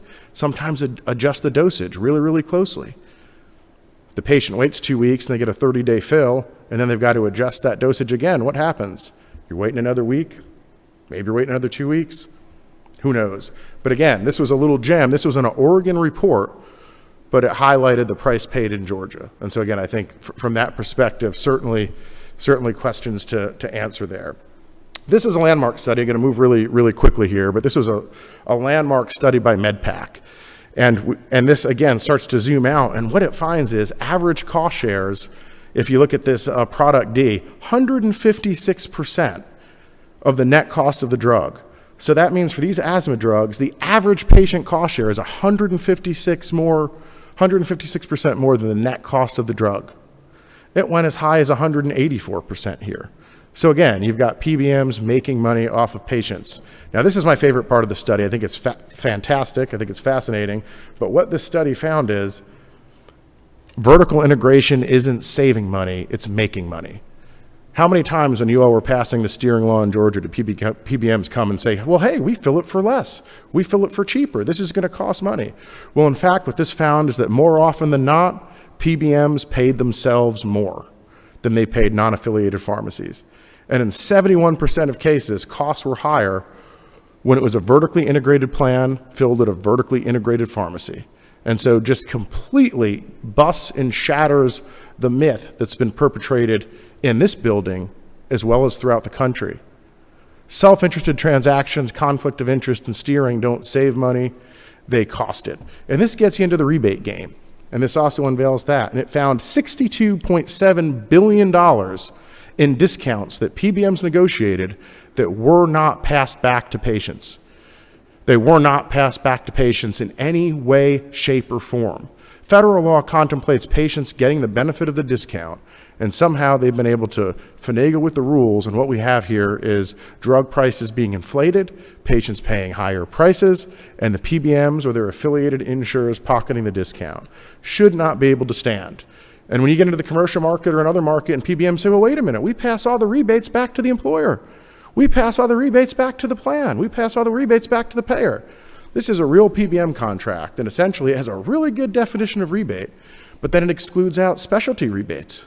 And then after it excludes out specialty rebates, it excludes out cost discounts that are paid to their affiliated pharmacies. So again, it's a shell game, right? You try to stop rebates, or they say, hey, rebates are going back to plans 100%. That may be true per the contract because they took out of the definition of rebate specialty drugs, which, by the way, that's where the biggest rebate dollars are. So the games continue and the games go on. I'm going to be very quick. This is based on a real drug. This is based in Georgia. And this is a recent example. But so prescription for insulin, generic Novolog. The pharmacist went to fill the generic. Whoop, halted, brand mandate. So the patient had to get the brand. The generic would have been $318. The brand cost of the patient was $448, so the patient pays $130 more. This particular pharmacy lost $26 at the point of sale. They were under reimbursed $26 below their cost. Now here's where you get into the rebates, because there was a great insulin report that found that the Novolog rebate went as high as 51%. So the PBM mandates that the patient get the brand drug, the patient pays more out of pocket, and the PBM pockets a rebate. Let's assume it wasn't 51%. Let's be conservative. A 35% rebate nets $156. And then the PBM took a $35 retroactive fee away from the pharmacy. And so here's how a claim breaks down. The patient was forced to overpay $165. The pharmacy took a loss of $61. The PBM paid out $0. And they made $191 on the claim, assuming a conservative rebate. And that is the PBM business, right? And this happens every day in the state of Georgia as well as across the country. And so I'm happy to answer any questions. I know I went over this probably fairly quickly, also at your disposal and resource after this as well. And if you want specific examples, we can get you some specific examples too. But again, we think certainly from an access perspective, pharmacists are here and they're willing, whether it's testing, whether it's HIV PEP and PrEP, there's a lot that pharmacists can do. Rural pharmacies are, I would say, particularly subject and vulnerable to large PBM practices due to sort of populations when patients get steered, when they get those underwater reimbursements. rural pharmacies continue to be sort of teetering, and that's despite the wonderful work that this body has done, and this body has done wonderful work on the issue. PBMs continue to evolve. It's a simple reality. And so we think that there is work that can be done, certainly at the federal level, but also in Georgia, particularly on enforcement and particularly around pricing. Because if these results show anything, it's that PBMs cannot be trusted to set drug prices. They hurt community pharmacists, but they also hurt patients, they hurt taxpayers, and other types of payers as well. Thank you, Taylor, for that presentation. There are two institutions that we hold valuable in the rural communities, and that's our rural community banks and our rural community pharmacies. So thank you for that presentation. Chairman Perkle, Chair recognizes you for a question. Thank you, Mr. Chair. Thank you for presentation. A question I have is, why is enforcement a challenge? Hypothetically, not long ago, I was pulled over for not wearing a seatbelt. Hypothetically, not actually. And that's a very small fine, but the officer, hypothetically, still found the opportunity to pull me over. We've had several changes to our code over the past several years with the steering and the clawback, and yet you say that with hundreds of millions of dollars at stake, that enforcement is an issue, and that I don't understand. If somebody pulled someone over for $10, a $10 ticket, it looks like this would be lower hanging fruit. And secondly, I noticed so you're American Pharmacy Cooperative. I'm a member of some co-ops, and it's so that we could band together and purchase and such. Do y'all have the ability to act like a PBM and purchase drugs? And if so, are you the good guy and pass along rebates, or is the money too good and we don't? So, a couple questions there. I'll broach the speeding first, and what I'll say is, if somebody paid you $1,000 to speed, and if you got caught and you had to pay a $10 ticket, you still made $990, right? And the volume of claims that PBMs produce, right, and the money that they make off of these practices, I think certainly goes into it.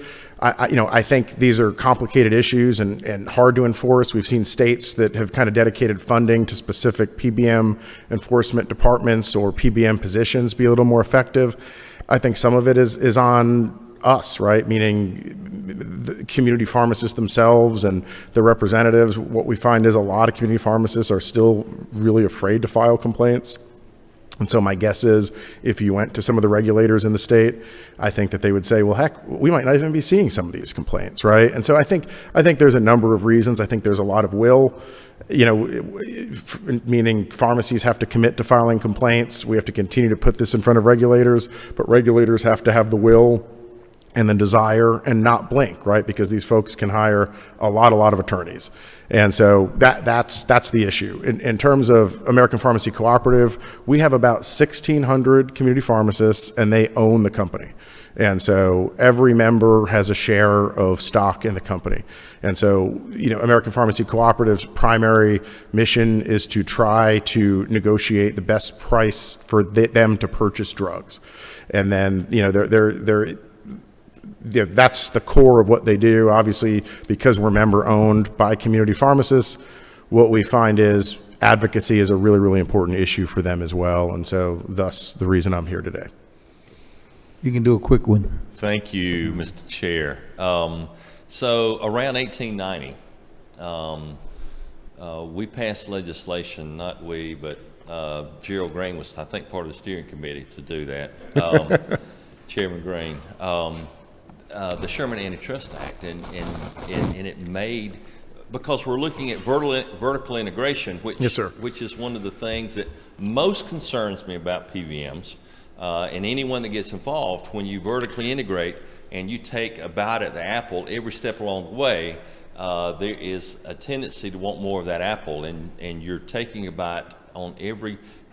I don't understand if that has been the law of the land since 1890 or so, how we allow an institution that's made up of 3 or 4 to control virtually all of the pharmacies, billions and billions a year. Yeah.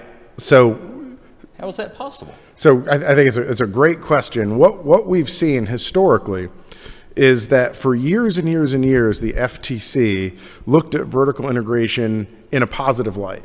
They looked at it and they thought, oh, this is going to create efficiencies and this is going to lower costs. And so what we found is when you have a lot of these sort of mega mergers, they sailed on through for years and years and years and years and years. So you have now, some of the largest insurers either owning or being owned by some of the largest pharmacy benefits managers. And what I would say now is the FTC is there. The DOJ is there. They recognize the threat. They've currently, very recently, released draft merger guidelines that sort of try to tighten up that issue. But for a long time, they looked at vertical, and they were very threatened by horizontal integration, right?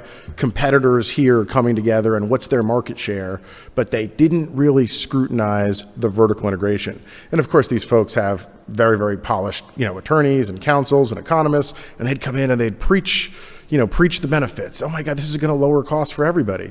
But again, the jury's out, right? Because costs haven't gone down.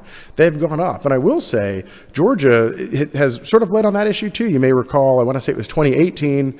I think it was the Pharmacy Association, the Medical Association of Georgia, maybe a couple of other Georgia nonprofits all kind of banded together and opposed the CVS-Aetna merger, and actually got some preconditions. So while sort of the FTC at the federal level, there wasn't necessarily a lot of concern with that merger, at the state level, there was some scrutiny of that. But it's a great question, and I think, folks are going to write horn books, right, on why these mergers were allowed to happen, because now, again, right, they've got the wealth of small nations to some degree, and so really, really hard to unwind that. Really, really hard to stop that. There are certain things, I think, concrete things, steps that can be taken, but by and large, they just missed it. They looked at vertical integration as a positive, not as a negative. More question, Greg, and we're running behind time. Chair recognizes Chair Darlene Taylor. Mr. Chairman, thank you for your presentation today. A couple questions. This is something that is very near and dear to my heart. I follow this closely. You are a cooperative. Who are your owners? Who do you report to? That kind of stuff. Yeah. So we are a cooperative, and we are owned by independent pharmacies.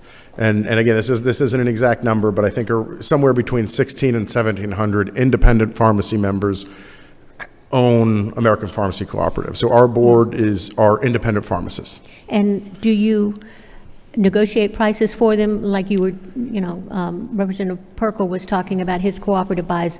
Do you do that step for them? You would negotiate and find them products? So the primary purpose is to negotiate with the drug wholesaler to try to get the best price for the pharmacies on the drug. Okay, and if this is just for me trying to figure out how this works, okay, you're going to order 10 bottles of ABC medication, and then he's going to dispense it to the patient when they come in. If they take that bottle and purchased it through your purchase, and they're filling something from a different PBM, how does that work?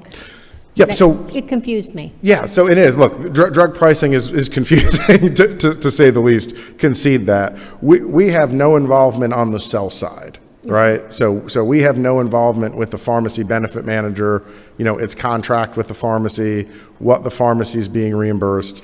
Where we come in is on the buy side, and so we come in and we negotiate. We negotiate with one large wholesaler, and we try to negotiate the best deal that we can for the independent pharmacies.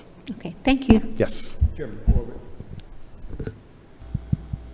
Thank you, Mr. Chairman. One quick question. In your example you gave on the diabetic drug, Yes, sir. the brand name was rejected.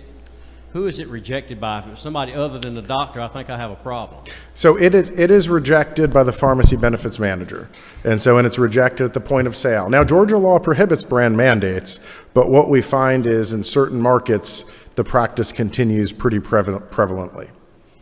Diabetic drugs, asthmatic drugs, and yeah, I mean, certainly concerning, right? Because not only are they sort of sticking their nose between what the doctor says the patient should get and what the patient gets, but then of course they're forcing the patient to get the more expensive drug, and they're not sharing that discount with the patient.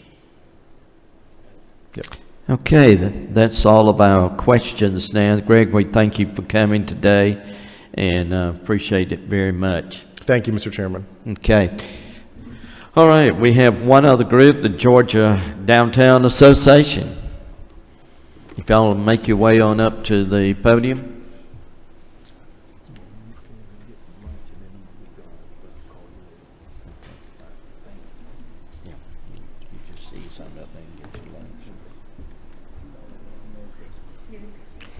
Good to see you.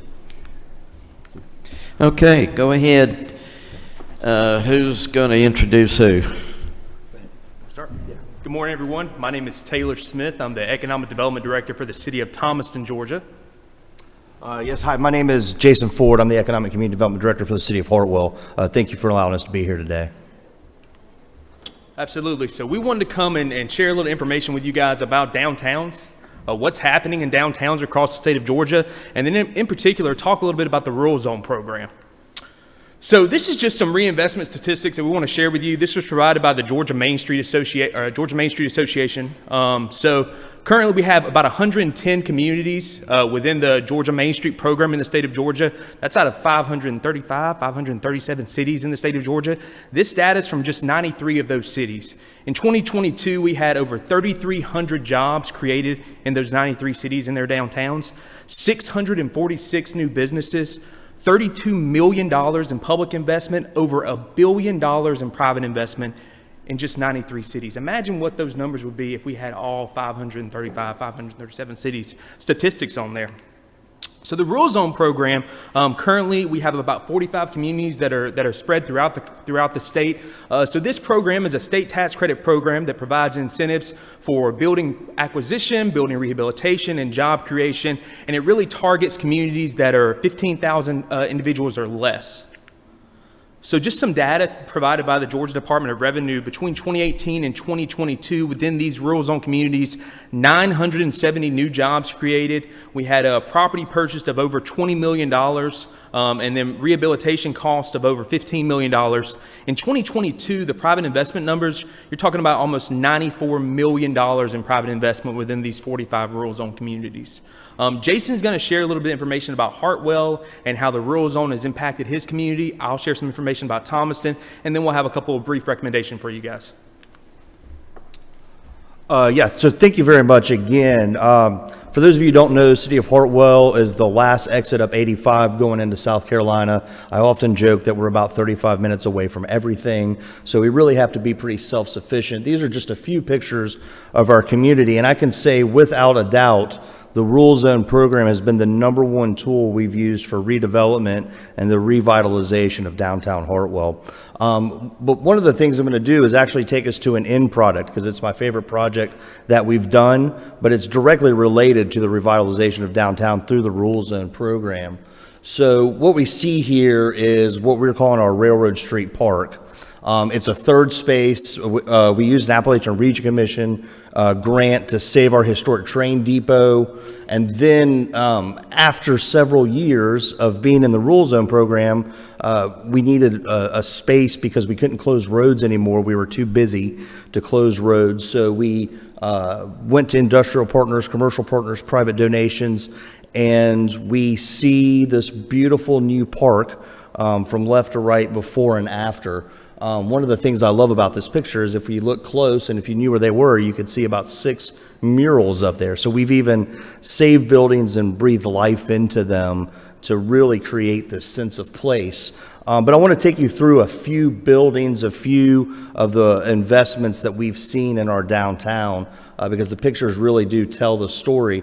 This is Dressing Dreams. This is by far the gem of our community. People come from all over the country to buy their wedding dresses, ball gowns, prom dresses, these types of things here. They actually revitalized this building before the rule zone was enacted, and I hear about it every time I go in there. They ask me, why not us? And, I just have to explain that the program didn't exist at the time. But they're a stickler for historic preservation. This was an old textile plant. Everything inside is still original. They even found chalkboards with old production schedules that they have left and made it part of their decor. But they really started the revitalization of downtown before the rule zone existed. As we move to kind of the next picture, we see two different locations here. We see an old Ford dealership set idle for many years. And frankly, the previous owner had a very esteemed sense of value. It was just priced too high, but it's in a great space. And finally, some people came in and said, I don't care, I'm paying it. We're going to revitalize this space. And the rule zone tax credits help them make that decision. So now it's our version of Target. It's a local couple. He's a contractor, she's an interior designer, and they decided to go downtown and create a retail store for their services. To the right is our art center. Again, it's one of the buildings that's set idle, somewhat used, intermittently used, and all of the revitalization was happening around it. And they felt the need to finally step in and make some changes and do some investment in their building. And it's in the prime. It's the first thing you see really when you enter the true downtown of Hartwell. This building is a great story. The picture on the left is when the previous owners were in. They were just an outfitters company. They were in business for about 20 years. They retired. The children didn't want to take the business on anymore. So this building sat vacant for about 3 years. We had another business owner in town who was renting space, and she outgrew her space, and she decided to invest. She used a Georgia Mountain Region Commission revolving loan. She was able to purchase the building, revitalize the building, take advantage of the rule zone tax credits. Now she has a thriving business. In fact, our Main Street program is hosted by 12 South. The first Monday of every month, we have approximately 30 to 40 volunteers who come in and do their monthly planning inside this space. So it's one of my favorites in town. And then even our Chamber of Commerce got in it. Our Chamber of Commerce used to be just outside of the downtown. They decided to move downtown where the action was. They purchased this building. They added a mural. You might have seen this picture. It was the cover of Georgia Cities magazine not too long ago. It is adjacent to the Ford dealership that we saw earlier. And the goal of this particular mural was that we had a bit of a concrete jungle and we couldn't create green space, so we did it through the mural. But again, it's just a historic building that was revitalized in our downtown. All of these either directly or indirectly supported through the Rule Zone program. And just a few statistics. The tax value in 2018 is when we applied, so we were in the second application class. Our designation ends at the end of this year. So in 2019 is when we started, but in 2018, the tax valuation was $7.6 million. As of last year, we haven't done the math yet this year, but as of the end of last year, it was $34.3 million. We've had 23 Rule Zone certifications come through, so 23 people have taken the credits. We've used about $1.6 million in revolving loans from the state and regional departments to support that, and the city has matched with a little bit over $3 million in public investment along the way. And just to put names to the businesses, these are the businesses that have opened in downtown Hartwell since the beginning of our Rule Zone program. Now, they haven't all qualified because there may be not necessarily enough job creation or net new job creation is the standard. About a third of them have completely qualified, but these folks have either opened and/or revitalized space in downtown Hartwell, and it's resulted in us receiving the Downtown of the Year in 2023. So this program, this Rural Zone program, is directly responsible for the success in Hartwell, Georgia. Only women, unless they bring their husbands with. Hartwell and Jason and his team have done a tremendous job in downtown Hartwell. I mean, it's incredible what they're doing up there. Other communities, though, Perry, Bainbridge, these are rural zone communities. 2020, we had a group of citizens from Thomaston that took a trip down to Bainbridge because we wanted to take the Bainbridge approach, right? What is that? Well, Bainbridge is not on the interstate. They have the Flint River running through their downtown. Thomaston, we're not on an interstate, and we have the Flint River.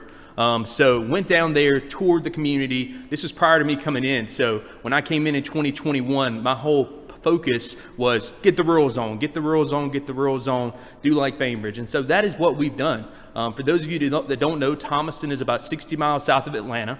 Once a big textile community. I was born and raised in Thomaston, so I experienced the textile closure that decimated this community. We lost 4,000 jobs in a town of 10,000 people. We lost 85% of our small business stock. It was decimating for children like myself coming up in the community at the time, thinking about having opportunity, having a future, having a life there, having a career there, did not exist. The world is changing, though. We are seeing a transformation in rural communities. We're seeing opportunity come out of rural communities. The advancement in technology is allowing people to live in places like Thomaston, places like Hartwell, and work in Atlanta, work in Columbus, work in Macon. You know, it's prime, it's the time. So we want to talk about some of the projects happening in downtown Thomaston. Beautiful building right here. That yellow metal cladding had been on that building for 80 years. No one even knew that they had that beautiful architectural detail under the building. So brand new deli shop that just opened in downtown Thomaston. I want to talk about this one in particular because this is our target for the rural zone tax credits. This building was bought back in 2021 by a couple out of Florida that had ties to Thomaston. It is currently being renovated by an interior designer whose home base was out of New York City. And in 2020, due to COVID, she relocated to Thomaston.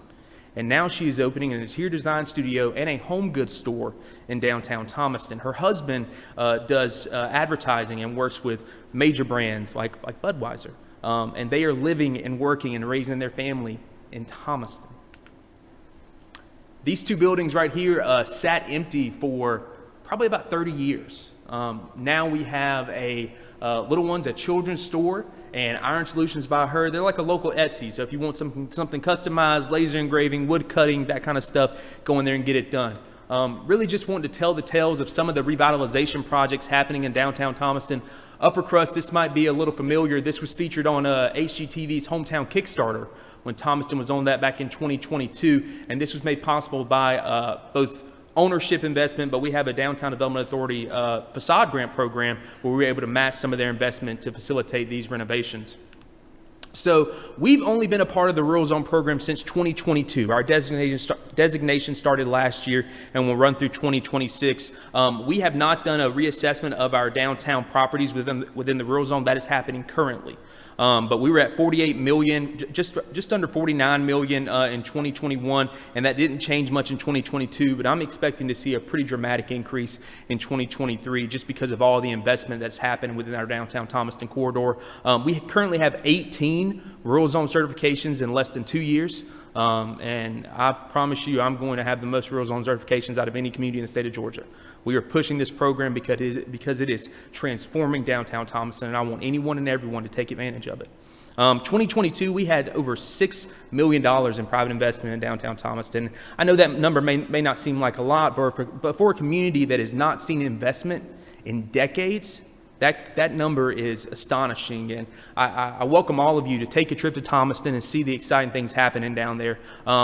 Just like Jason, we've had tons of new businesses open, not 72 like Hartwell, but we've had about 20 open in the last 2 years, from Milltown Bath and Candle Company. That's a local candle shop and soapery that had a manufacturing facility in downtown Thomaston, took advantage of the rural zone tax credits. They have now opened a brick and mortar retail location, soapery and candle shop. Upper Crust, that's an ice cream parlor, coffee shop. The First, the Ritz Theater, our historic single screen theater that opened in 1929, was able to be bought, renovated, and reopened, showing mainstream movies, all utilizing the rural zone tax credits. We've got a couple recommendations I'm going to let Jason share with you guys about the rural zone program. Well, one thing that's important is I think this program is set to expire in 2026. So of course we'd like to see that renewed. I mean, I think much of the state could benefit from this program. But we'd also like to see, I mean, selfishly, we have more work to do, and I'd love to see Hartwell be able to extend either through application or meeting some sort of metric where we could continue to participate.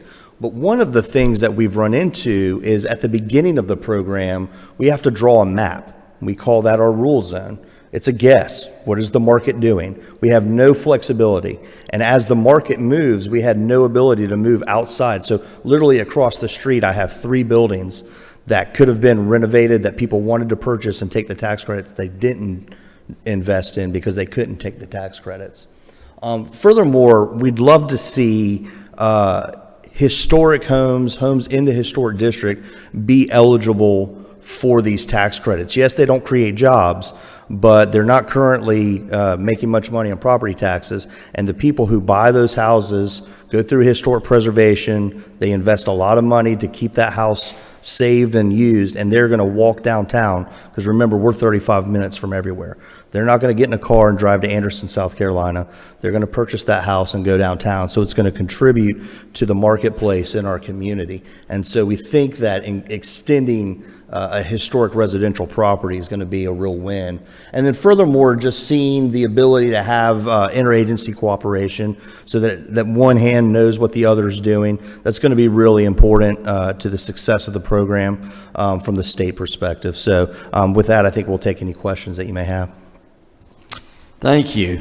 Between Tom Gale and Alan Powell telling me all about these intriguing programs that y'all have, I have learned a great deal about the areas, and I just commend y'all for the work that you're doing there.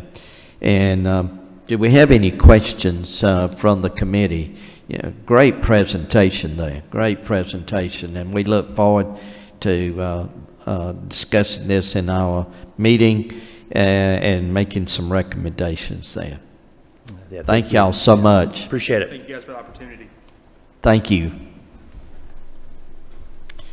All right, we're going to take a break now, and we're going to go up and have lunch in my office there for the committee, and then we'll meet back hopefully around 1 o'clock. All right, and we're adjourned for a little while.